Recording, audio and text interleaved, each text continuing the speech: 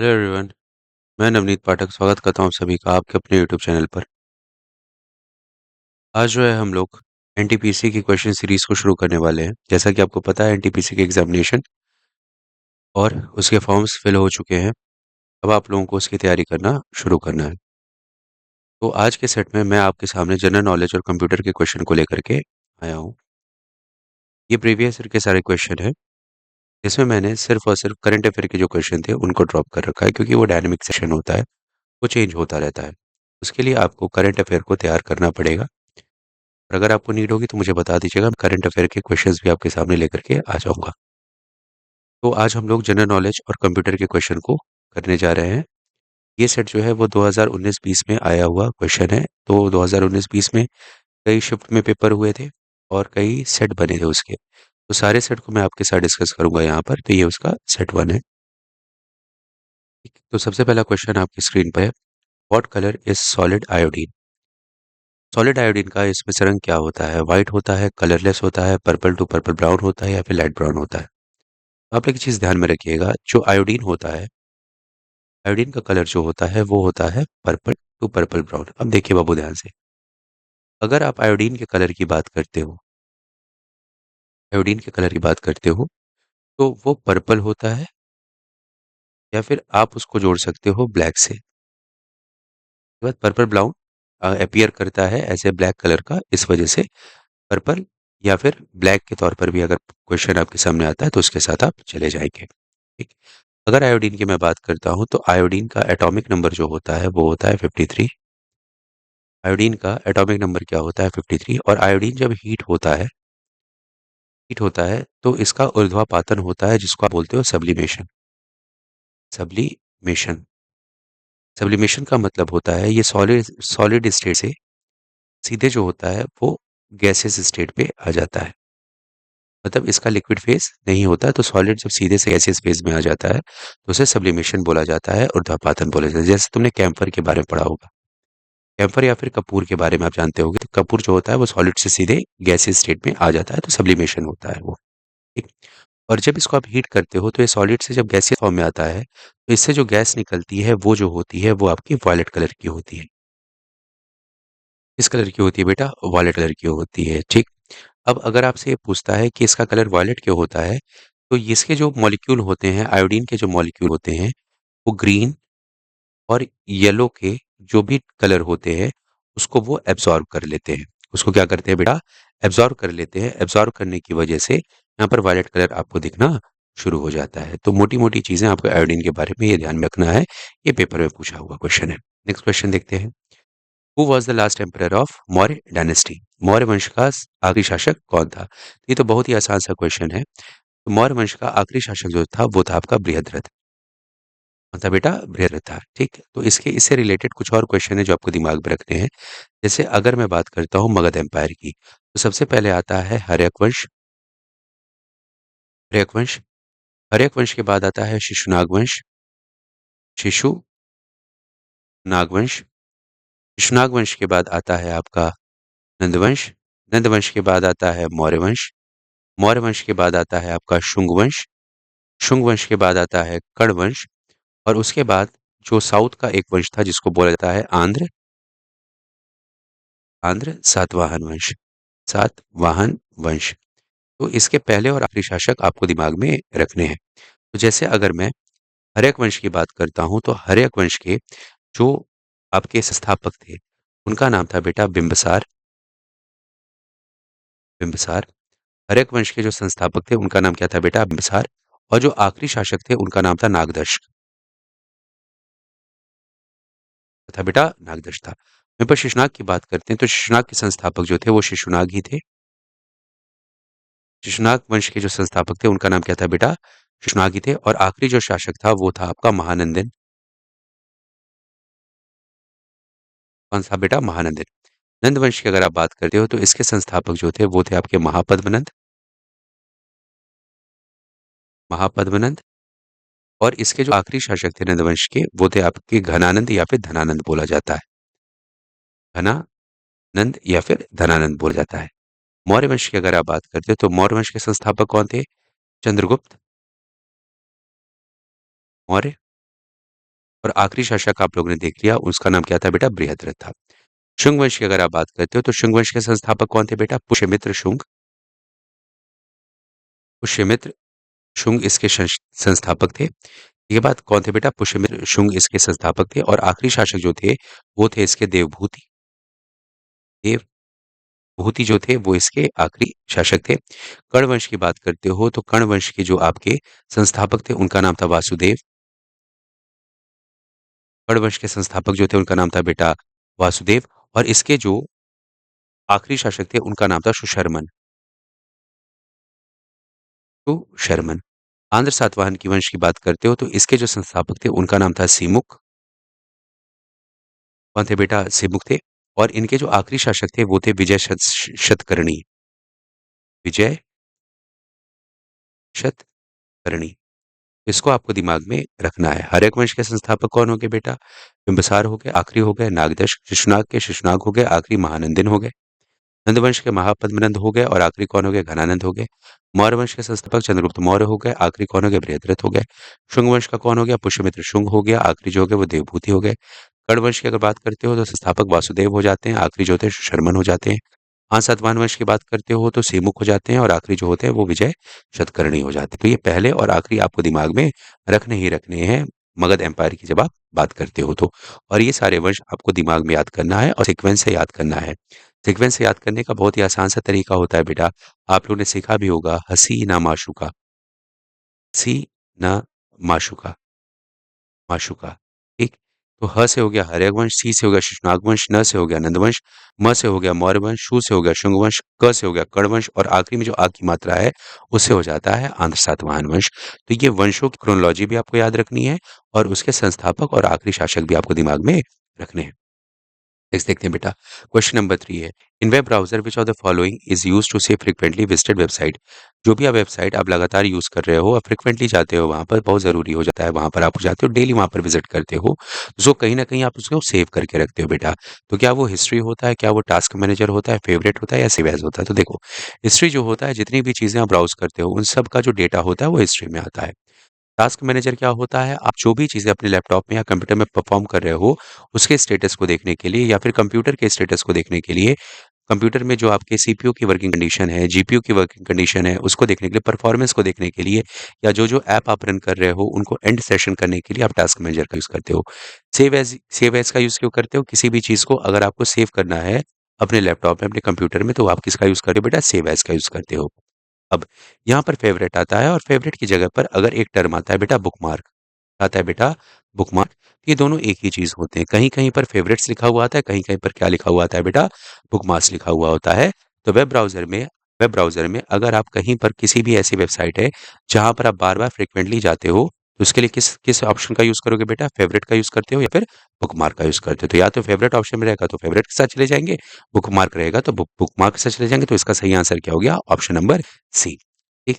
अब देखो question number 4 क्या पूछ रहा है? Khajuraho group of monuments is a UNESCO world heritage site located in. ये जो खजुराहो ग्रुप ऑफ मॉन्यूमेंट है ये कहाँ पर लोकेटेड है? तो सबसे पहली बात ये समझिएगा, ये यूनेस्को वर्ल्ड हेरिटेज साइट की अगर आप बात करते हो तो यूनेस्को वर्ल्ड हेरिटेज साइट में 35 आपकी कल्चरल है, 35 आपकी क्या है बेटा? कल्चरल है। 7 जो है वो आपकी नेचुरल है। 7 जो होती है वो नेचुरल होती हैं और एक जो होता है वो आपका मिक्स्ड है। एक जो है वो आपका क्या है बेटा? मिक्स्ड है।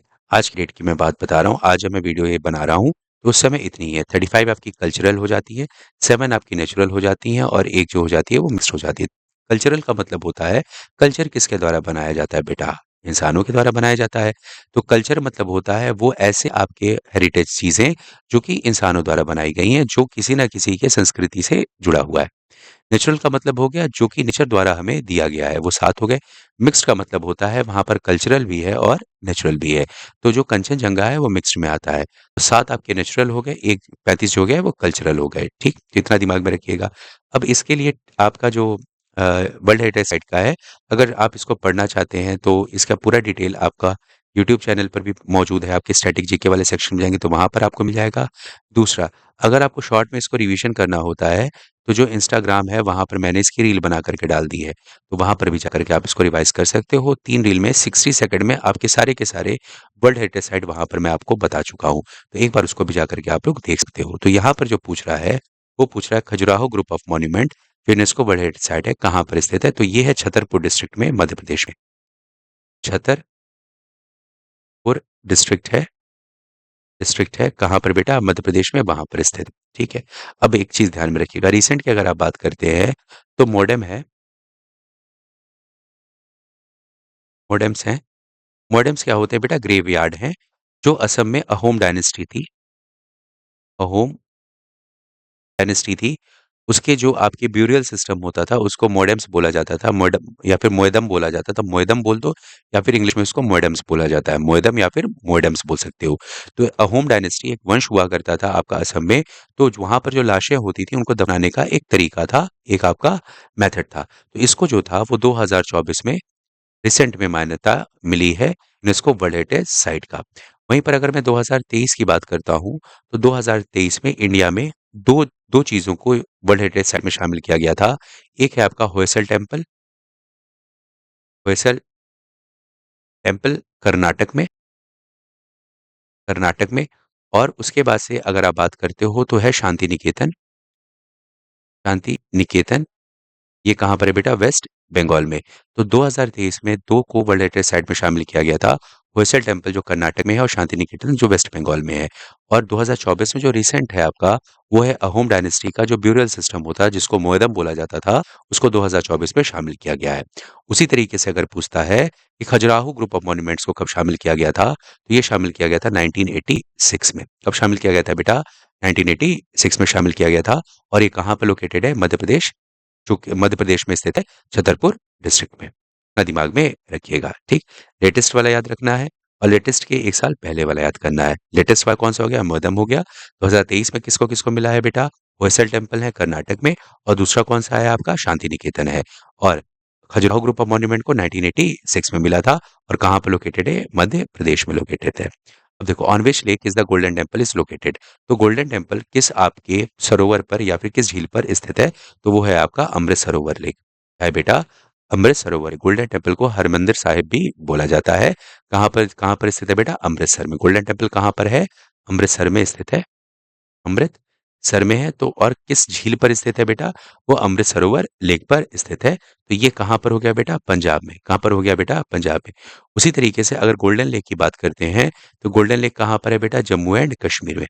गोल्डन लेक कहाँ पर है बेटा, जम्मू कश्मीर में। हरिके क्या है बेटा, हरिके एक रामसर साइट भी है, एक वेटलैंड भी है। हरिके में एक बैराज भी बना हुआ है, जहाँ पर आपकी सतलज और ब्यास नदी आकर के मिलती है, वही जगह है हरिके। और उसी हरिके से आपकी इंदिरा गांधी कैनाल भी निकाली गई है, जो कि राजस्थान का जो एरिड रीजन होता है, जो सूखा वाला क्षेत्र है, वहां पर पानी पहुंचाने का काम करता है। तो हरिके झील कहाँ पर है बेटा, ये भी पंजाब में है। हरिके झील कहाँ पर है बेटा, पंजाब में। वहीं पर सुखना झील की अगर आप बात करते हो तो ये चंडीगढ़ में है। कहाँ पर है बेटा, चंडीगढ़ में। सुखना झील कहाँ पर है बेटा, चंडीगढ़ में। उसी तरीके से एक है कीथम झील, कीथम लेक, या फिर इसी को बोला जाता है सुर सरोवर, सुर सरोवर, सुर सरोवर ये है आपका आगरा में। कहाँ पर है बेटा, आगरा में, उत्तर प्रदेश में। ठीक है, तो याद रख लीजिएगा। ऐसे सारे लेक्स मैं आप लोगों को स्टैटिक वाले सेक्शन में करवाऊंगा ही करवाऊंगा। तो ये एनटीपीसी वाला, तो इसको ध्यान में रखिएगा। अमृत सरोवर लेक कहाँ पर है, पंजाब में। गोल्डन लेक कहाँ पर, जम्मू एंड कश्मीर में। हरिके लेक कहाँ पर है, पंजाब में। और हरिके से रिलेटेड सारी चीजें मैंने आपको बता दी। सुखना लेक भी कहाँ पर है बेटा, चंडीगढ़ में है। ठीक है, गोल्डन टेम्पल किस पर लोकेटेड है, अमृत सरोवर लेक पर लोकेटेड है। ठीक है, next question. Which of the following technological invention came first, निम्न में से कौन सा टेक्नोलॉजिकल इन्वेंशन जो था वो पहले आया, तो ध्यान समझिएगा बेटा। टेलीग्राफ की अगर बात करते हो तो ये जो सैमुअल मॉर्स थे, उन्होंने टेलीग्राफ को इन्वेंट किया था। सैमुअल मॉर्स, इन्होंने टेलीग्राफ को इन्वेंट किया था 1837 में। कब इन्वेंट किया था बेटा, 1837 में। वहीं पर टेलीस्कोप की बात करते हो तो टेलीस्कोप को लेकर के बेटा विवाद है।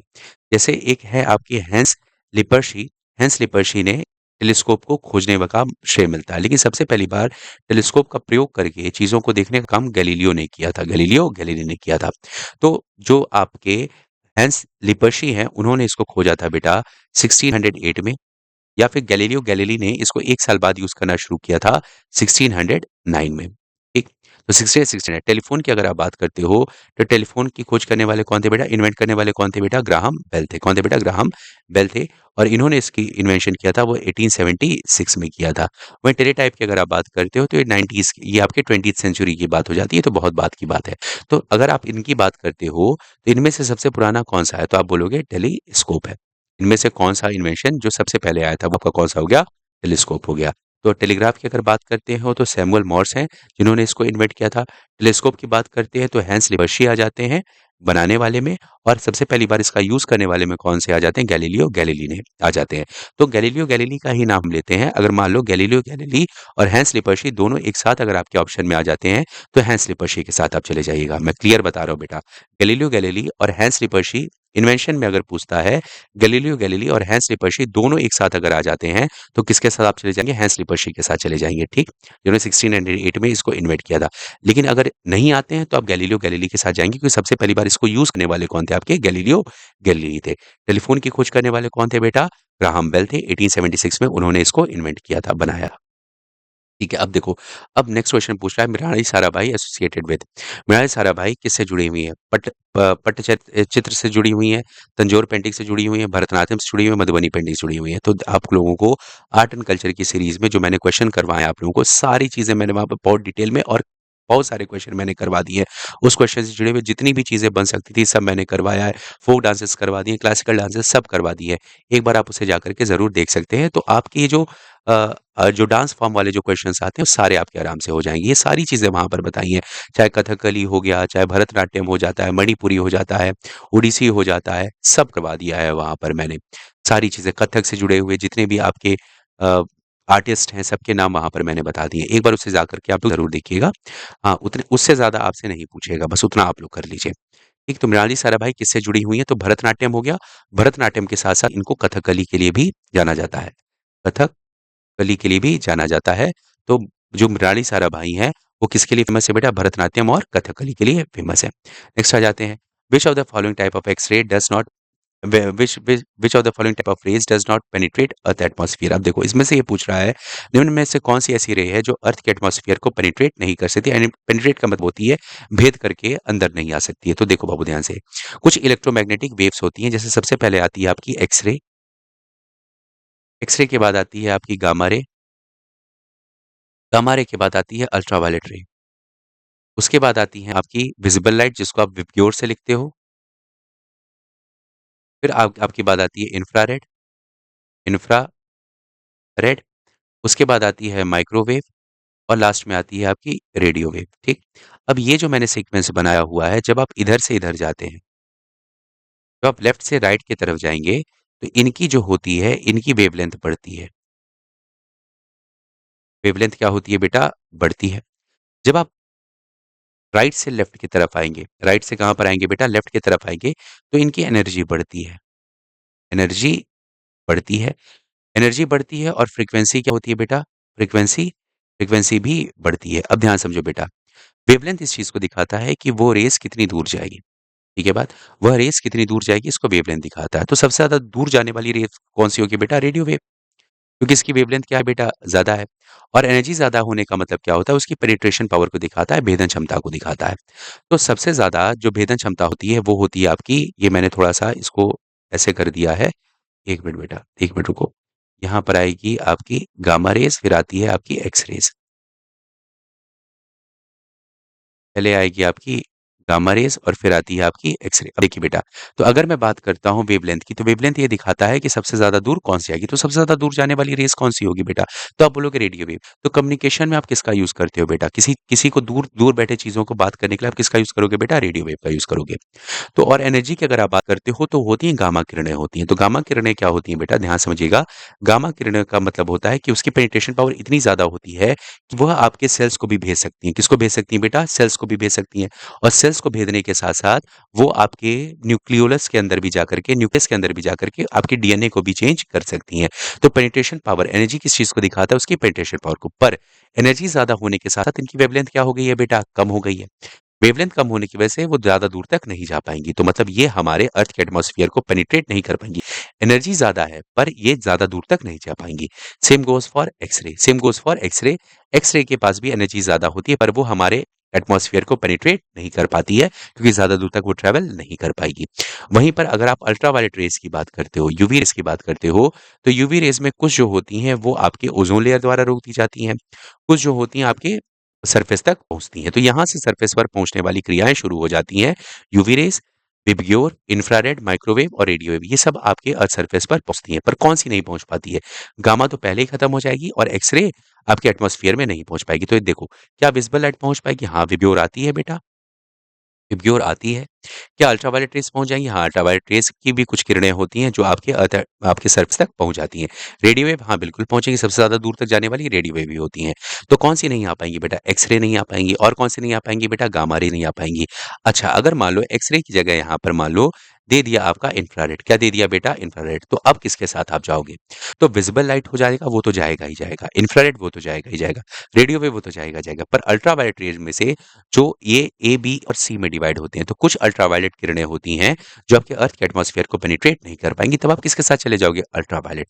तो अल्ट्रावायलेट की कुछ किरणें अर्थ के एटमॉस्फेयर में आ जाती हैं, लेकिन कुछ किरणें जो होती हैं, वो अर्थ के एटमॉस्फेयर में नहीं आ पाती हैं। तो इतना दिमाग में रखिएगा। तो ये जो सीक्वेंस है, उसको दिमाग में रखना है आप लोगों को। वेवलेंथ किसकी ज़्यादा होगी, किसकी कम होगी, उसको दिमाग में रखना है। एनर्जी किसकी ज़्यादा होगी, किसकी कम होगी, उसको दिमाग में रखना है। फ्रीक्वेंसी किसकी ज़्यादा होगी, किसकी कम होगी, इसको भी दिमाग में रखना है। तो गामा होगा, एक्स-रे होगा, यूवी होगा, विबग्योर होगा, इंफ्रारेड होगा, माइक्रोवेव होगा और रेडियो वेव होगा। तो जब आप लेफ्ट से राइट की तरफ जाओगे, तो आपकी वेवलेंथ बढ़ेगी, मतलब उनके ट्रैवल करने की जो डिस्टेंस होगा वो बढ़ जाएगा। लेकिन जब आप राइट से लेफ्ट की तरफ आओगे, तो एनर्जी बढ़ेगा, लेकिन वेवलेंथ क्या हो जाएगी? कम हो जाएगी, क्योंकि वेवलेंथ जो लैम्ब्डा होता है, आ गया, लैम्ब्डा जो होता है वो इनवर्सली प्रोपोर्शनल होता है फ्रीक्वेंसी के, इसको दिमाग में रखिएगा। और फ्रीक्वेंसी जो होती है वो डायरेक्टली प्रोपोर्शनल होती है एनर्जी के। फ्रीक्वेंसी जो होती है वो डायरेक्टली प्रोपोर्शनल होती है एनर्जी की। तो एनर्जी अगर बढ़ेगी तो फ्रीक्वेंसी ऑटोमेटिकली बढ़ेगी, लेकिन अगर लैम्ब्डा बढ़ेगा तो फ्रीक्वेंसी क्या होगी? कम होगी। अगर फ्रीक्वेंसी कम होगी तो एनर्जी भी क्या हो जाएगा बेटा? कम हो जाएगा। ठीक? तो रेडियो वेव दूर तक तो ट्रैवल करेगी, पर वो आपके बॉडी को पेनिट्रेट नहीं कर पाएगी, क्योंकि उसकी एनर्जी क्या है बेटा? कम हो जाती है। ये बहुत बढ़िया। अब देखो, the first captain of Indian cricket team for one day international, अब यहाँ पर पूछ रहा है बेटा वन डे इंटरनेशनल। अगर आपसे पूछता है first captain of the Indian cricket team, भारतीय क्रिकेट टीम के पहले कप्तान कौन थे? तो आप बोलोगे सीके नायडू। कौन थे बेटा? सीके नायडू। भारतीय क्रिकेट टीम के पहले कप्तान कौन हो गए? सीके नायडू। पर यहाँ पर जो पूछ रहा है वो वन डे इंटरनेशनल का पूछ रहा है। वन डे इंटरनेशनल के जो सबसे पहले कैप्टन थे वो थे आपके अजीत वाडेकर। कौन थे बेटा? अजीत वाडेकर थे, जो आपके आपके इंडियन क्रिकेट टीम के वन डे इंटरनेशनल के कैप्टन थे। वो कौन थे बेटा? अजीत वाडेकर थे। लेकिन वहीं पर अगर ये पूछता है टी20 के पहले कैप्टन, टी20 की अगर आप बात करते हो तो वो है आपके वीरेंद्र सहवाग। वीरेंद्र सहवाग। टी20 के कैप्टन कौन हो गए बेटा? वीरेंद्र सहवाग हो गए। वनडे इंटरनेशनल के कैप्टन कौन हो जाते हैं? सबसे पहले अजीत वाडेकर हो जाते हैं। और इंडियन क्रिकेट के सबसे पहले कैप्टन कौन हो जाते हैं बेटा? सीके नायडू हो जाते हैं। याद रहेगा इतना? चलो बहुत बढ़िया। अब देखो, अब एक क्वेश्चन है बेटा, अब कुछ क्वेश्चन ऐसे होते हैं ना, जिसको अगर आपके पास नॉलेज नहीं है तो आप उसको छोड़ोगे छोड़ो, और सिर्फ आप नहीं छोड़ोगे बेटा, बहुत सारे बच्चे इसको छोड़ते हैं। तो ऐसे क्वेश्चन जो होते हैं वो आपके सिलेक्शन को तय नहीं करते हैं, पर अगर इसका आप सही जवाब दे जाते हो तो आपको सिलेक्शन की तरफ वो जरूर आगे बढ़ा देंगे। तो ध्यान समझो बेटा, बहुत ही आसान क्वेश्चन है। The principle of regarding the belief, value and practice of the culture from the view point of culture itself is called. Culture के ही व्यू पॉइंट के तौर पर कल्चर के जो बिलीफ होते हैं, वैल्यू होते हैं, प्रैक्टिसेस होते हैं, उसके सिद्धांत को क्या कहा जाता है? तो उसको कहा जाता है कल्चरल रिलेटिविज्म। क्या बोला जाता है बेटा? कल्चरल रिलेटिविज्म बोला जाता है। यह एक थ्योरी होता है। जब आप संस्कृति की बात करते हो तो संस्कृत के दृष्टिकोण से संस्कृति की जो आस्था होती है, जो आपकी उसकी मान्यताएं होती हैं, और जो उसके आपके कार्य करने का जो तरीका होता है, उसके जो सिद्धांत होते हैं, उसको क्या बोला जाता है? उसको बोलते हैं बेटा कल्चरल रिलेटिविज्म बोला जाता है। एक नेक्स्ट देखो, which of the following is not green house gas, निम्नलिखित में से कौन सी ग्रीन हाउस गैस आपकी नहीं है? तो कौन सी ग्रीन हाउस गैस नहीं है? तो आपको पता है नाइट्रस ऑक्साइड जो है वो आपकी ग्रीन हाउस गैस है, मीथेन जो है वो आपकी ग्रीन हाउस गैस है, सल्फर हेक्साफ्लोराइड, जब आप SF6 की बात करते हो, हेक्साफ्लोराइड की बात हो, SF6 की बात करते हो, तो ये भी आपकी ग्रीन हाउस गैस नहीं है। ये कॉपर डाइऑक्साइड किसी प्रकार का कोई भी गैस नहीं है जो कि ग्रीन हाउस के तौर पर रखा जाता है। लेकिन वहीं पर अगर कार्बन डाइऑक्साइड रहता तो कई लोग इसको जल्दीबाजी में कार्बन कार्बन डाइऑक्साइड पढ़ेंगे बेटा।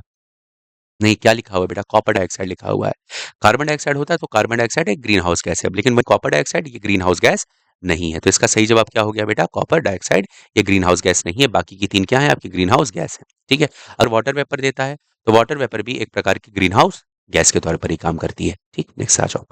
विच of the fall on which festival did Jallianwala Bagh massacre take place? तो ये तो सबको पता है बेटा, 13 अप्रैल को बैसाखी मनाई जाती थी। उसी समय क्या हुआ था, जनरल डायर ने वहां पर जो आपके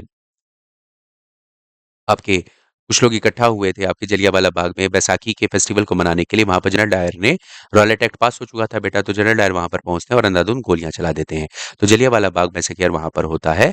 तो ये किस किस त्योहार के समय हुआ था बेटा? बैसाखी के दिन हुआ था। कहां पर हुआ था बेटा? बैसाखी के दिन हुआ था। विच of the following is not a computer virus? निम्नलिखित में से कौन सा कंप्यूटर वायरस नहीं है? तो यहाँ पर मैं आपको बहुत सारे कंप्यूटर वायरस के बारे में बताऊंगा, उसको आप दिमाग में रख लीजिएगा कि इनमें से कौन कौन से कंप्यूटर वायरस हैं और कौन कौन से नहीं है। तो जी देखो, कुछ नाम है, जैसे यहाँ पर एड्स, ये कंप्यूटर वायरस है। अन्ना कॉर्निकोवा, ये भी क्या है बेटा? कंप्यूटर वायरस है। ब्रेन जो है वो कंप्यूटर वायरस है। डॉन जो है वो कंप्यूटर वायरस नहीं है। फिर उसके बाद मैं आपको और बताता हूँ और कौन कौन से बेटा। ओंटारियो, ओंटारियो आपका क्या है बेटा? कंप्यूटर वायरस का नाम है। माइडूम, माई डूम, ये भी क्या है बेटा? कंप्यूटर वायरस ही है। फिर एमडीईएफ, एमडीईएफ ये भी आपका कंप्यूटर वायरस है। मेलिसा, मेलिसा ये भी आपका कंप्यूटर वायरस है। फिर उसके बाद मेलिसा के बाद आप स्माइली, ये भी क्या है बेटा? आपका कंप्यूटर वायरस है। वेल, वेल ये भी आपका कंप्यूटर वायरस हो जाता है। पिंग पोंग, पिंग पोंग ये भी आपका कंप्यूटर वायरस हो जाता है। 4K ये भी कंप्यूटर वायरस है। फिर उसके बाद आपका एसिड, ये भी कंप्यूटर वायरस है। एबीसी ये भी कंप्यूटर वायरस है। सीडीईएफ ये भी आपका कंप्यूटर वायरस है। फिर उसके बाद आप कह सकते हो एड्स 2, वो भी आपका कंप्यूटर वायरस हो जाता है। फिर क्रिसमस ट्री, क्रिसमस ट्री ये भी आपका कंप्यूटर वायरस है। ठीक, फिर उसका बॉम्बर, बॉम्बर ये भी कंप्यूटर वायरस है। एलिजा ये भी कंप्यूटर वायरस है। फॉर्म ये भी कंप्यूटर वायरस है। फिर उसके बाद आई लव यू ये भी कंप्यूटर वायरस है। फिर उसके बाद जेरूसलेम, जेरूसलेम ये भी कंप्यूटर वायरस। कोको ये भी कंप्यूटर वायरस है। तो ये कुछ कंप्यूटर वायरस है जिनके नाम आपको दिमाग में रखने हैं। ठीक है बात। जैसे सबसे इंपॉर्टेंट इसमें से कौन सा है बेटा? एबीसी भी पूछा हुआ है, सीडीए भी पूछा हुआ है, क्रिसमस ट्री भी पूछा हुआ है, बॉम्बर पूछा हुआ है, आई लव यू पूछा हुआ है।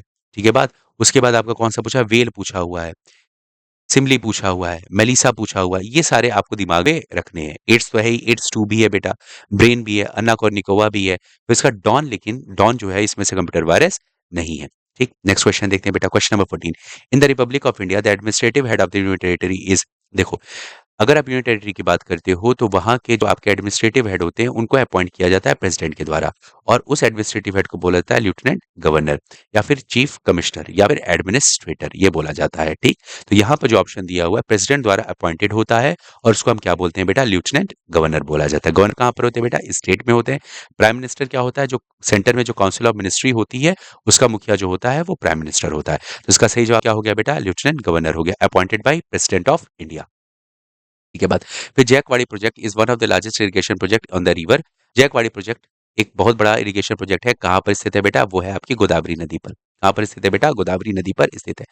ठीक, जैकवाड़ी प्रोजेक्ट एक तरह से एक डैम है बेटा, गोदावरी नदी पर बनाया हुआ एक डैम है। अब सुनो, अगर भारत का हाईएस्ट डैम पूछा जाए, भारत का हाईएस्ट डैम, सबसे ऊंचाई पर स्थित डैम कौन सा है? वो है आपका टेहरी। कौन सा है बेटा? टेहरी डैम है। टेहरी डैम किस नदी के ऊपर है? वो है भागीरथी, भागीरथी नदी के ऊपर है, उत्तराखंड में स्थित है। ठीक है। अगर आपसे पूछते हैं लॉन्गेस्ट डैम, लॉन्गेस्ट डैम, तो ये आपकी हीराकुंड, हीराकुंड डैम है। ये कहां पर है बेटा? महानदी पर, महानदी पर, उड़ीसा में। कहां पर बेटा? उड़ीसा में। अगर ओल्डेस्ट डैम पूछा जाए, ओल्डेस्ट डैम पूछा जाए तो वो है कल्लनई, कल्लनई डैम, कल्लनई डैम। ये कहां पर है बेटा? कावेरी नदी पर, कावेरी नदी पर। कहां पर? तमिलनाडु में। कावेरी नदी पर कहां पर बेटा? तमिलनाडु में। उसी तरीके से अगर मैं आपसे बोलूं इंदिरा सागर डैम, इंदिरा सागर डैम, ये कहां पर स्थित है बेटा? ये है आपका एमपी में स्थित है। किस नदी पर स्थित है बेटा? नर्मदा। किस नदी पर स्थित है बेटा? नर्मदा पे। उसी तरीके से अगर मैं बोलूं भवानी सागर, भवानी सागर डैम, ये तमिलनाडु में स्थित है। कहां पर स्थित है बेटा? तमिलनाडु में। और कौन सी नदी है बेटा? भवानी नदी ही है। अच्छा, उसी तरीके से बोलो रिहंद डैम, रिहंद डैम, ये कहां पर स्थित है बेटा? उत्तर प्रदेश में है। नदी कौन सी हो जाती है बेटा? रिहंदी हो जाती है। ठीक है। उसी तरीके से मैं पूछूं Mettur dam, Mettur dam, Mettu dam कहाँ पर है बेटा? तमिलनाडु में स्थित है। और किस नदी पर स्थित है बेटा? कावेरी। किस नदी पर स्थित है बेटा? कावेरी में, ठीक है। उसके बाद मैं अगर आपसे पूछूं, कृष्ण अर्जुन सागर डैम, कृष्ण अर्जुन सागर डैम, ये कहाँ पर स्थित है बेटा? ये है आपके कर्नाटक में। ये कहाँ पर स्थित है बेटा? कर्नाटक में। किस नदी में स्थित है बेटा? कावेरी। किस नदी पर स्थित है बेटा? कावेरी में, ठीक है। बात उसी तरीके से समझो, Koyna dam, Koyna dam, Koyna dam की अगर आप बात करें तो कोयना नदी पर स्थित है और महाराष्ट्र में है। कोयना नदी पर स्थित है, कहाँ पर है बेटा? महाराष्ट्र में स्थित है। उसी तरीके से मैं अगर आपसे पूछूं, मैथन डैम, मैथन डैम, ये कहाँ पर है बेटा? ये झारखंड में है, झारखंड में है और बराकर नदी पर है, बराकर नदी पर है। तो ये कुछ डैम्स हैं जो आपको दिमाग में रखने हैं और ये फ्रिक्वेंटली आपके पेपर में पूछा जाता है, ठीक है। बात इसको दिमाग में आप रखिएगा। जैसे आपको हाईएस्ट डैम पूछ दिया, लॉन्गेस्ट डैम पूछ दिया, ओल्डेस्ट डैम पूछ दिया, भवानी सागर पूछ दिया, इंदिरा सागर पूछ दिया, मेट्टू डैम पूछ दिया, कृष्णा अर्जुन सागर पूछ दिया, कोयना डैम पूछ दिया, मैथन डैम पूछ दिया। तो ये सारे जो कुछ डैम्स हैं जो आपको दिमाग में रखना है, स्टेट को भी दिमाग रखना है और जो नदी है उसको भी दिमाग में आपको रखना है। विच of the following is the largest glacier in India? निम्न में से कौन सा ग्लेशियर भारत का सबसे बड़ा है? तो देखो, सियाचिन हो गया, ये भारत का सबसे बड़ा है। इस समय कहाँ पर स्थित है बेटा? लद्दाख में। जो आपका लद्दाख यूनियन टेरिटरी है वहां पर स्थित। गंगोत्री ग्लेशियर कहाँ पर है बेटा? गंगोत्री ग्लेशियर कहाँ पर है बेटा? उत्तराखंड में है। अगर आप दरांग दुरुंग ग्लेशियर की बात करते हो तो ये भी लद्दाख में स्थित है। दरांग दुरुंग कहाँ पर है बेटा? लद्दाख में स्थित है। वहीं पर शफात ग्लेशियर की बात करते हो तो ये भी कहाँ पर स्थित है बेटा? लद्दाख में स्थित है। तो गंगोत्री ग्लेशियर को छोड़कर के बाकी के तीनों कहाँ पर है बेटा? लद्दाख में। दरांग दुरुंग जो है, अगर आपसे पूछा जाए किस दर्रे के पास स्थित है, तो पेंसिला है बेटा, पेंसिला है। दरांग दुरुंग किसके पास स्थित है बेटा? पेंसिला। पेंसिला एक पास है, पेंसिला एक पास है जो कि जोड़ता है आपके श्रीनगर को, श्रीनगर को किससे बेटा? कारगिल से। श्रीनगर को किससे जोड़ने का काम करता है पेंसिला बेटा? कारगिल से जोड़ने का काम करता है। वहीं पर उसी के बीच में स्थित दरांग दुरुंग ग्लेशियर है। शफात ग्लेशियर हो गया, सियाचिन। अब देखो, सियाचिन ग्लेशियर पोलर रीजन को छोड़ करके विश्व का, अगर आप देखते हो पोलर रीजन के बाहर भी अगर देखोगे तो सबसे बड़े ग्लेशियर में इसको गिना जाता है, सियाचिन ग्लेशियर को भी। गंगोत्री ग्लेशियर कहाँ पर है बेटा? उत्तराखंड में है। शफात ग्लेशियर कहाँ पर है बेटा? लद्दाख में। उसी तरीके से सियाचिन के पास ही है, रेमो है, बाल्तोरो है, बियाफो है, बहुत सारे है बेटा, चेमा, ठीक है। ये सारे जो आपके ग्लेशियर्स हैं ये सब आपके लद्दाख में स्थित हैं, ठीक। नेक्स्ट आ जाओ। Which was the first women sport to be introduced in Olympics? Gymnastic है, वॉलीबॉल है, गोल्फ है और बैडमिंटन है। तो देखो, वुमेन को स्पोर्ट्स में इंट्रोड्यूस करने का सबसे पहला काम हुआ था आपके 1900 में पेरिस में हुआ था बेटा। 1900 के पहले जब कोई भी ओलंपिक्स अगर होते थे तो वहां पर वुमेन्स को शामिल नहीं किया गया था। वुमेन्स को सबसे पहली बार शामिल किया गया था पेरिस ओलंपिक, जो फ्रांस में है, वहां पर ओलंपिक हुआ था और फ्रांस से सबसे पहली बार वुमेन्स को शामिल करने की बात की थी। तो उनको किस गेम के लिए शामिल किया गया था? तो वो था गोल्फ और टेनिस। गोल्फ और टेनिस। गोल्फ और टेनिस पहले ऐसे गेम थे जिसमें वुमेन्स को शामिल किया गया था। कहाँ पर शामिल किया गया था बेटा? पेरिस ओलंपिक में इसको शामिल किया गया था, समर ओलंपिक में हुआ था बेटा। From 1337 to 1453 who were the main combat in the 100 year war? 100 साल चलने वाले युद्ध में सबसे लंबे समय तक जो 100 साल का युद्ध चला हुआ था, इसमें किन किन के बीच में हुआ था? सिंपल सा हुआ था जो वो आपका, वो हुआ था इंग्लैंड और फ्रांस के बीच में। इंग्लैंड और फ्रांस के बीच में ये हुआ था। तो 100 वर्ष की बात करते हो, पंचवर्षीय युद्ध की बात करते हो, सप्तवर्षीय युद्ध की बात करते हो, जो लंबे लंबे युद्ध थे वो इन्हीं दोनों के बीच चले थे, इंग्लैंड और फ्रांस के बीच में। एक नेक्स्ट आ जाओ। If the pH value of substance is lower than 7, it would be considered as. अगर कोई भी सब्सटेंस है उसका पीएच वैल्यू 7 से कम होता है तो क्या कहा जाता है? अब देखो, अगर 7 से कम होता है तो उसे बोलते हैं बेटा एसिड, 7 से ज्यादा होता है तो उसे बोला जाता है बेस, और 7 होता है तो उसे बोलते हैं न्यूट्रल। न्यूट्रल। पीएच की अगर आप बात करते हो तो पीएच का फुल फॉर्म होता है पोटेंस ऑफ हाइड्रोजन, और इसकी खोज जो थी वो सोरेनसेन ने की थी। इसकी खोज जो थी वो किसने किया था बेटा? सोरेनसेन ने किया था। पीएच का मतलब क्या होता है बेटा? पोटेंस ऑफ हाइड्रोजन होता है। अब ये 7 जो होता है न्यूट्रल को दिया था, 7 से कम होता है तो एसिड, 7 ज्यादा होता है तो बेस। अब लोअर देन 7 हो गया तो इसका आंसर क्या हो गया बेटा? एसिड। क्या हो गया? एसिड। न्यूट्रल होगा तो न्यूट्रल का मतलब 7, 7 से अगर ज्यादा होगा, 7 से अगर क्या होगा बेटा? ग्रेटर तो बेस, और 7 से अगर लेस है तो क्या होगा? एसिड।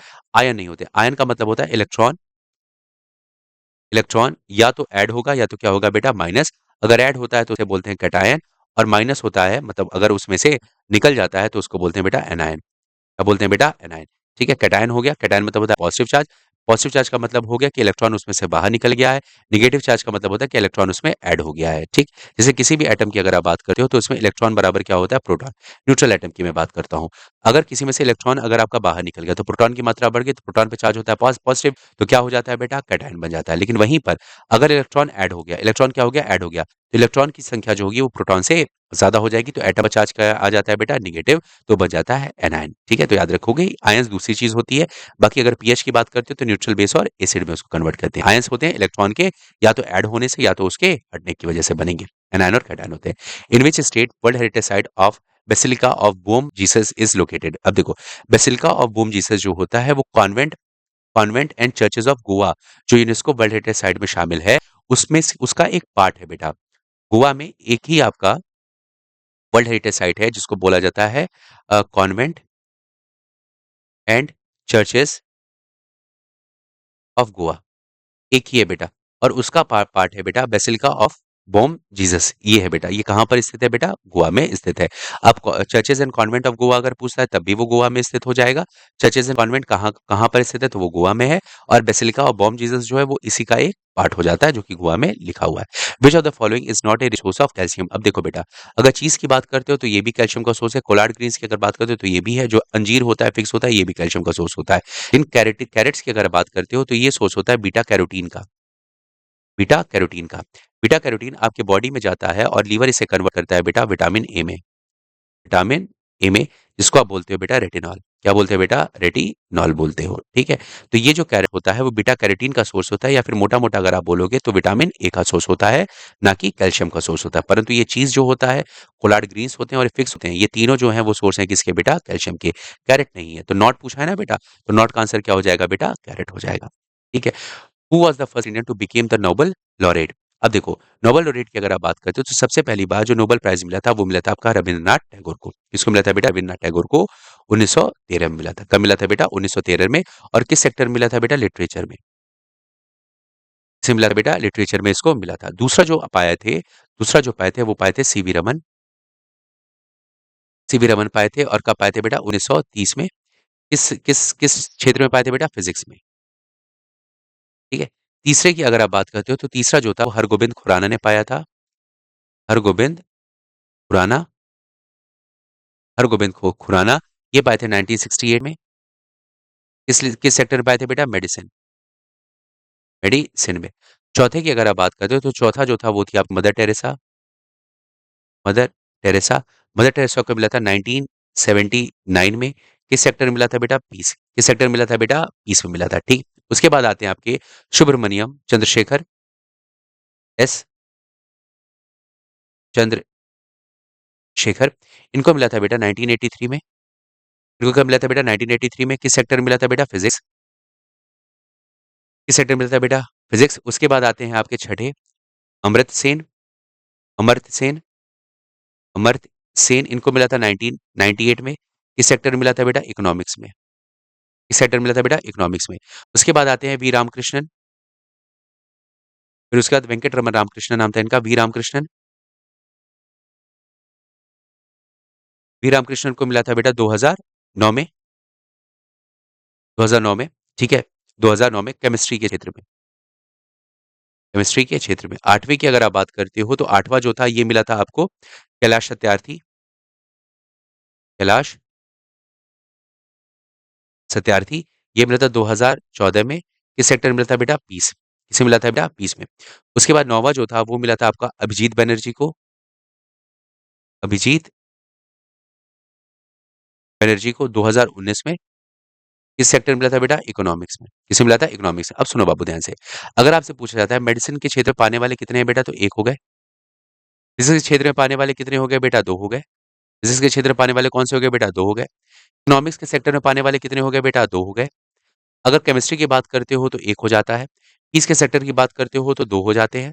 और उसके बाद अगर लिटरेचर की बात करते हो तो एक हो जाते हैं। रविन्द्रनाथ टैगोर सबसे पहली बार किसने पाया था बेटा, 1913 में रविन्द्रनाथ टैगोर ने। और सिर्फ इंडिया में ही नहीं, एशिया में भी पाने वाले सबसे पहले व्यक्ति कौन थे बेटा, रविन्द्रनाथ टैगोर ही थे। तो ये सारे नाम आपको याद रखना है, सीक्वेंस में मैंने आपको लिखवा दिया। रविन्द्रनाथ टैगोर हो गया, सीवी रमन हो गया, हरगोविंद खुराना हो गया, मदर टेरेसा हो गई, एस चंद्रशेखर हो गया, अमर सेन हो गया, फिर वेंकटरमन रामकृष्णन हो गया, फिर कैलाश सत्यार्थी हो गया, और अभिजीत बनर्जी हो गया। कब कब मिला हुआ है, 1913 में मिला है, 1930, 1960, 1970, 1983, 1998, 2009, 2014 और 2019 में। तो फिजिक्स के सेक्टर में कितने लोगों को मिला है बेटा, दो। पीस के सेक्टर में कितने लोग मिला है 2, इकोनॉमिक्स के सेक्टर में कितने को मिला है 2, केमिस्ट्री के सेक्टर में 1, मेडिसिन के सेक्टर में 1 और लिटरेचर सेक्टर में 1। इतने सेक्टर में लोगों को मिला हुआ है, ठीक? चलो बहुत बढ़िया। अब Indian born Shiva Ayyadurai is associated with the invention of, जो इंडियन बॉर्न है लेकिन है नहीं इंडिया के, इंडिया में पैदा हुए थे लेकिन नागरिकता इनके पास बाहर की है। तो शिवा अदुदरई जो है उन्होंने किसकी खोज की थी? उन्होंने खोज की थी बेटा ईमेल की। किसकी खोज की थी बेटा? ईमेल की खोज की थी। वहीं पर अगर आप इंटरनेट की बात करते हो तो जो www देखते हो वर्ल्ड वाइड वेब, इसकी खोज खोज करने वाले थे टिम बर्न्स ली, इन्होंने खोज किया था। कीबोर्ड की खोज करने वाले कौन थे बेटा? क्रिस्टोफर लोथम शोल, क्रिस्टोफर लोथम शोल, इन्होंने खोज किया था बेटा कीबोर्ड का। माउस की बात करते हो तो डगलस एंगलबर्ट ने किया था। डगलस एंगल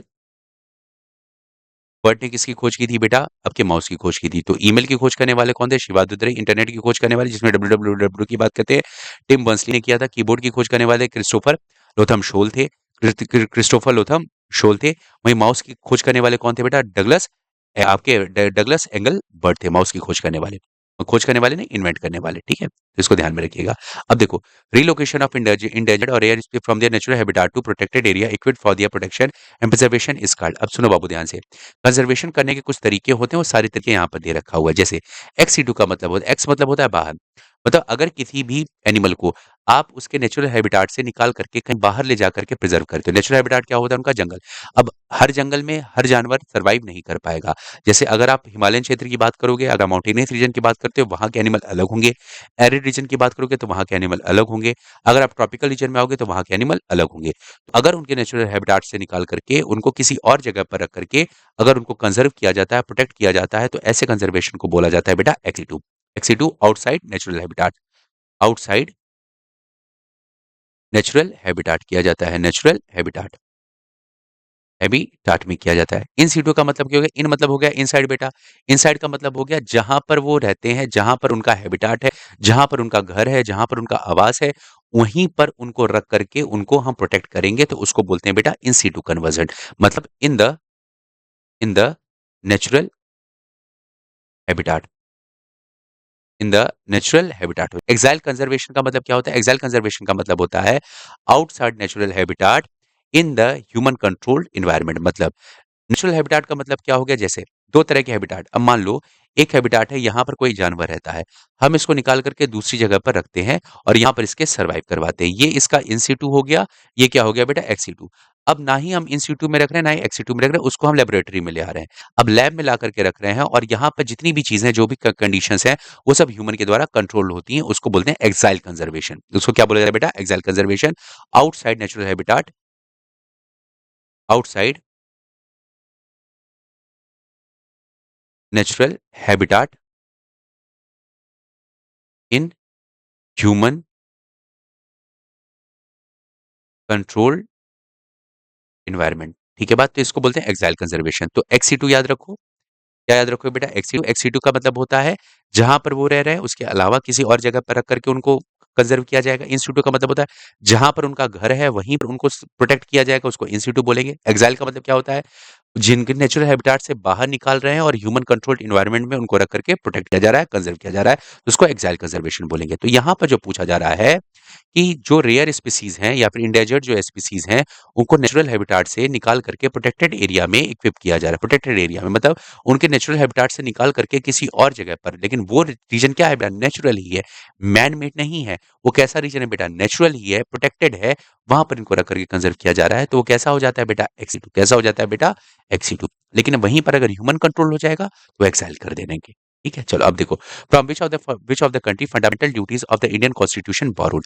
जो फंडामेंटल ड्यूटीज है वो कहां से लिया गया है? तो ध्यान से देखो बेटा, अगर आप बात करते हो तो फंडामेंटल ड्यूटीज लिया गया है यूएसएसआर से। कहां से लिया गया बेटा? यूएसएसआर से। और जो आपके प्रिंसिपल में जो आपके आइडल ऑफ जस्टिस है, आइडल ऑफ जस्टिस है, सोशल, पॉलिटिकल, पॉलिटिकल और इकोनॉमिकल, इकोनॉमिकल, ये सब भी कहाँ से लिए गए बेटा? यूएसएसआर से लिए गए हैं, जो आज डेट में रशिया है, सोवियत जिसको कहा जाता है, सोवियत संघ बोला जाता था। तो सोवियत संघ से क्या-क्या लिया गया है बेटा? फंडामेंटल ड्यूटीज दिया गया था और आइडल ऑफ जस्टिस जो आपके प्रिएम्बल में रखे गए हैं, प्रस्तावना में रखे गए हैं, जो आइडल है जस्टिस के वो कौन-कौन से सोशल, पॉलिटिकल और इकोनॉमिकल जस्टिस आपको दी जाएगी, वो भी कहाँ से लिया गया है बेटा? यूएसएसआर से लिया गया है। यूके से हम लोगों ने क्या लिया है बेटा? यूके से हमने पार्लियामेंट्री सिस्टम लिया है। यूके से हमने क्या लिया बेटा? पार्लियामेंट्री सिस्टम लिया है, रूल ऑफ लॉ लिया है, रूल ऑफ लॉ लिया हुआ है, लेजिस्लेटिव प्रोसीजर जो होते हैं, लेजिस्लेटिव प्रोसीजर जो होते हैं वो लिया गया है, एकल नागरिकता या फिर सिंगल जो सिटीजनशिप होती है वो लिया गया है, जो आपका बाइकैमरलिज्म होता है, जो द्विसदन बने हुए हैं, बाइकैमरलिज्म भी कहाँ से लिया गया है बेटा? द्विसदनात्मक जो प्रक्रिया होती है वो भी कहाँ से लिया गया है बेटा? यूके से लिया गया है, बाइकैमरलिज्म। ठीक है बात, उसके बाद से जो रिट्स हैं आपके, जो आर्टिकल 32 में आपके रिट्स दिए हुए हैं वो भी कहाँ से लिए गए बेटा? यूनाइटेड किंगडम से लिए गए। यूएसए की अगर आप बात करें तो यूएसए से क्या क्या लिया गया बेटा? इम्पीचमेंट ऑफ प्रेसिडेंट, जो राष्ट्रपति पर महाभियोग लगता है वो लिया गया है। इम्पीचमेंट ऑफ प्रेसिडेंट लिया गया है। जो फंक्शन होते हैं प्रेसिडेंट और वाइस प्रेसिडेंट के, जो काम होते हैं वो भी कहाँ से लिया गया है? यहीं से लिया गया है। फिर जो आपके हाई कोर्ट और सुप्रीम कोर्ट के जज को हटाने का जो तरीका है वो लिया गया है, रिमूवल ऑफ जज of high court and supreme court, ये भी कहां से लिया गया बेटा? यूएसए से लिया गया है। ठीक, फंडामेंटल राइट्स, यहां पर क्या पूछा है बेटा? फंडामेंटल ड्यूटीज पूछा है। फंडामेंटल राइट्स कहां से लिया गया है बेटा? आपके यूएसए से लिया गया है। और जुडिशियल रिव्यू का जो होता है, जो न्यायिक पुनरावलोकन की अगर आप बात करते हो, रिव्यू की बात करते हो, तो वो भी कहां से लिया गया बेटा? यूएसए से लिया गया है। ठीक, अब देखो, अगर मैं डीपीएसपी की बात करता हूं, डीपीएसपी मतलब directive principle of state policy, अगर इसकी बात करता हूं तो ये लिया गया है बेटा आयरलैंड से। कहां से लिया गया बेटा? आयरलैंड से। तो तीनों याद रख लो, फंडामेंटल ड्यूटीज कहां से लिया गया? यूएसएसआर से। फंडामेंटल राइट्स कहां से लिया गया बेटा? यूएसए से लिया गया। डीपीएसपी कहां से लिया गया बेटा? आयरलैंड के कॉन्स्टिट्यूशन से लिया गया। ऑस्ट्रेलिया से क्या क्या लिया गया है? ऑस्ट्रेलिया से लिया गया है आपका कंकरेंट लिस्ट। क्या लिया गया बेटा? जो आपकी समवर्ती सूची है, कंकरेंट लिस्ट मतलब ऐसी ऐसी लिस्ट जिस पर कानून दोनों बना सकते हैं, सेंटर बना सकता है और स्टेट बना सकता है, वो लिया गया है। और ज्वाइंट सीटिंग है, जो 108 आर्टिकल 108 में जो ज्वाइंट सीटिंग दिया गया है, वो भी जो प्रोसेस है वो भी यहाँ से लिया गया है। ठीक है बात। अब freedom of job, trade and commerce, freedom of trade and commerce, ये भी कहां से लिया गया बेटा? ऑस्ट्रेलिया से। 108 का मतलब क्या होता है? ज्वाइंट सिटी का मतलब क्या होता है? अगर किसी भी कानून बिल को लेकर के राज्यसभा और लोकसभा के बीच, ऑर्डिनरी बिल की मैं बात कर रहा हूँ, मनी बिल की नहीं, मनी बिल में तो लोकसभा के पास ज्यादा पावर आ जाती है। ठीक है बात। अगर किसी भी बिल को लेकर के, ऑर्डिनरी बिल को लेकर के लोकसभा और राज्यसभा में अगर प्रॉब्लम आ जाती है तो उसके लिए ज्वाइंट सिटिंग बुलाई जाती है, और इसके जो प्रावधान दिए गए हैं और इसका जो प्रोसेस दिया गया है वो आर्टिकल 108 में दिया गया है। और ये कहां से लिया गया बेटा? ऑस्ट्रेलिया से लिया गया, अडॉप्ट किया गया है। अब देखो, in India highest cricket ground above sea level lies in which state? देखो, अगर पूछा जाए भारत में सबसे ऊंचा क्रिकेट ग्राउंड कहां पर स्थित है, तो वो है आपका हिमाचल प्रदेश में। कहां पर स्थित है बेटा? हिमाचल प्रदेश में। कौन सा क्रिकेट ग्राउंड है? वो है चैल। कौन सा क्रिकेट ग्राउंड है बेटा? चैल है, हिमाचल प्रदेश में स्थित है, जो कि भारत का सबसे ऊंचाई पर स्थित क्रिकेट ग्राउंड है। जियोट्रॉपिज्म क्या होता है बेटा? What is geotropism? जियोट्रॉपिज्म का मतलब क्या होता है? जब आप प्लांट को देखते हो, ग्रेविटी के अकॉर्डेंस में प्लांट का ग्रो करना। अब ये जो जियोट्रॉपिज्म होता है वो पॉजिटिव भी होता है और निगेटिव भी होता है। कैसे? अब अगर आप प्लांट में, अगर यहाँ पर मैंने सीड डाला, तो सीड के दो रूट निकलेंगे बेटा, एक निकलेगा आपका रूट और एक निकलेगा शूट। तो रूट जो होगा वो नीचे की तरफ बढ़ेगा, रूट जो होगा वो कहां पर बढ़ेगा बेटा? नीचे की तरफ। तो ग्रेविटी कहां लगती है बेटा? नीचे की तरफ लगती है। तो रूट जो होता है वो पॉजिटिव जियोट्रॉपिज्म में चलता है, पॉजिटिव जियोट्रॉपिज्म में। लेकिन वहीं पर अगर आप शूट की बात करते हो तो शूट कहां पर जाएगा बेटा? ऊपर की तरफ जाएगा। तो ग्रेविटी के क्या जा रहा है बेटा? अगेंस्ट जा रहा है, तो ये होता है निगेटिव ट्रॉपिज्म, निगेटिव जियो ट्रॉपिज्म होता है। अगर ग्रेविटी के अकॉर्डेंस में चलेगा, ग्रेविटी के साथ चलेगा, तो पॉजिटिव जियोट्रॉपिज्म हो जाएगा। लेकिन ग्रेविटी को अगर अपोज करेगा तो वो कैसा जियोट्रॉपिज्म हो जाएगा? निगेटिव। मतलब जियोट्रॉपिज्म का मतलब होता है ग्रेविटी के अनुसार मूवमेंट करना, या तो ग्रेविटी के तरफ या तो ग्रेविटी के विपरीत। तो देखो, growth of plant in response to gravity, तो ये इसका सही बात हो गया। जियोट्रॉपिज्म का मतलब होता है जो प्लांट का ग्रोथ होता है वो ग्रेविटी के रिस्पॉन्स में होता है, या तो ग्रेविटी के तरफ होगा या तो ग्रेविटी के अपोजिट में होगा। तो जो रूट्स होते हैं वो पॉजिटिव जियोट्रॉपिज्म में आते हैं, और जो स्टेम होता है, लीव्स होता है, फ्रूट्स होते हैं, वो सब किस में आ जाएंगे बेटा? निगेटिव जियोट्रॉपिज्म में। पॉजिटिव में कौन सा हो जाते हैं? आपके रूट्स हो जाते हैं, और जो शूट वाला सेक्शन हो जाता है वो किस में आ जाता है? आपका निगेटिव जियोट्रॉपिज्म में आ जाता है। ठीक, question number 28। In 1831, electricity became viable for the use of technology when created electric dynamo. Electric dynamo की खोज करने वाले कौन से थे बेटा? बेंजामिन फ्रैंकलिन थे। कौन थे बेटा? बेंजामिन फ्रैंकलिन थे, वह गधा। बेंजामिन फ्रैंकलिन नहीं थे, कौन थे बेटा? माइकल फैराडे थे। कौन थे? Michael Faraday. बेंजामिन फ्रैंकलिन ने किसकी खोज की थी? लाइटनिंग रॉड की। लाइटनिंग रॉड की खोज की थी किसने बेटा? बेंजामिन फ्रैंकलिन ने किया था। ठीक, थॉमस एल्वा एडिसन ने किसका खोज किया था बेटा? बल्ब का खोज किया था। और उसके बाद जो मोशन पिक्चर होता है, motion picture camera, motion picture camera, इसकी भी खोज करने वाले कौन थे? डिस्कवर करने वाले कौन थे बेटा?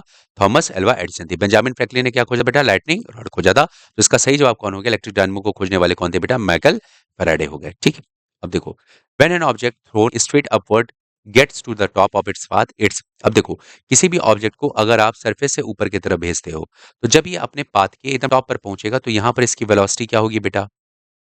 वेलोसिटी क्या हो गई? जीरो हो गई। अब ये मूव करने वाला रहेगा नीचे, तो यहाँ पर एक्सेलरेशन इसके ऊपर क्या लगेगा?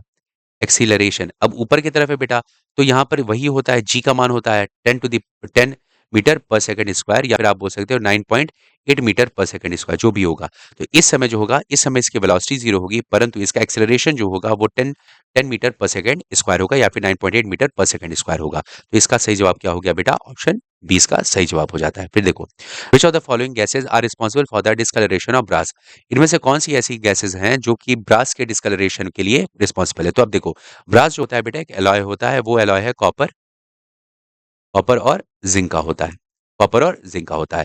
अब देखो, अब अगर एटमॉस्फेयर में हाइड्रोजन सल्फाइड मौजूद है, कौन है बेटा? हाइड्रोजन सल्फाइड अगर मौजूद है, तो कॉपर इसके साथ रिएक्ट करके कॉपर सल्फाइड बना देता है, और जिंक इसके साथ रिएक्ट करके जिंक सल्फाइड बना देता है, जिसकी वजह से इनको डिस्कलरेशन हो जाता है। ठीक है, डिस्कलरेशन हो जाता है, और ये इनका कलर जो होता है, ब्रास का कलर जो होता है, वो फीका पड़ता चला जाता है। तो ये जो कॉपर और जिंक, इसके अंदर जो दो आपके पड़े हुए हैं, एलिमेंट पड़े हुए हैं, वो हाइड्रोजन सल्फाइड के साथ रिएक्ट करके उसके कलर को डिस्कलर कर देते हैं। तो कौन सी गैस की वजह से होता है बेटा? हाइड्रोजन सल्फाइड की वजह से होता है। ठीक, नेक्स्ट क्वेश्चन देखो, Indian national motto Satyamev Jayate, literature truth alone triumphs is a mantra from the ancient Indian script, ये सत्यमेव जयते कहाँ से लिया गया? सिंपल सा ये पूछने की बात कर रहा है। तो ये लिया गया है बेटा मुंडक उपनिषद से। कहाँ से लिया गया है बेटा? मुंडक उपनिषद से लिया गया। 108 उपनिषद है हमारे पास, तो वैसे एक उपनिषद जो है वो मुंडक उपनिषद है। मुंडक हो गया, मांडुक हो गया, प्रश्न उपनिषद हो गया। ये तीन उपनिषद जो हैं वो आपके अथर्ववेद के उपनिषद है। मुंडक, मांडुक्य और प्रश्न, ये जो है आपके अथर्ववेद के उपनिषद है। तो ये जो सत्यमेव जयते है वो किससे लिया गया है बेटा? मुंडक उपनिषद से लिया गया है। सत्य की हमेशा जीत होती है। ठीक है, सत्यमेव जयते की बात कर रहा है तो मुंडक उपनिषद से लिया गया है। तो यहाँ पर ये आपका सेट 1 कंप्लीट हो जाता है। इसके साथ मैं आप लोगों का यहाँ पर लेक्चर समाप्त करता हूँ। अगर आपको ये वीडियो पसंद आ रहा है तो प्लीज लाइक करें, सब्सक्राइब करें और शेयर करें, अपने दोस्तों को भी इसके बारे में बताएं। मैं अगली क्लास में सेट 2 लेकर के आऊंगा, और वहां पर भी 30, 32, 33 क्वेश्चन जो सेट में आए रहेंगे, जो स्टैटिक वाले होंगे, वो मैं आप लोगों से वहां पर डिस्कस करूंगा। ठीक है बात? तो आज के लिए बस इतना ही। Thank you.